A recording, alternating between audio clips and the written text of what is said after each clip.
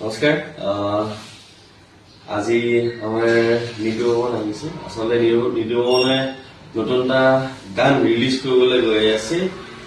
14 জুনত গানৰ নামটো হৈছে মাতাল লিৰিক্স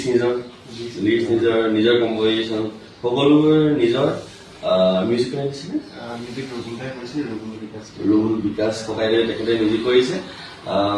আৰু আসলে নিতু মানে তাকে কৈছিলে যে গানটো আসলে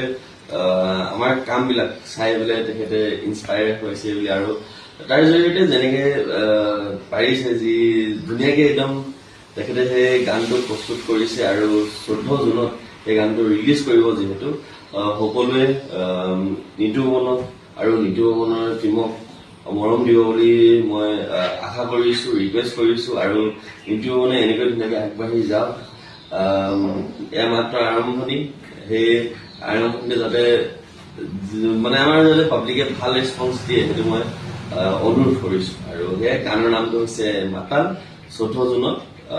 ৰিলিজ দিব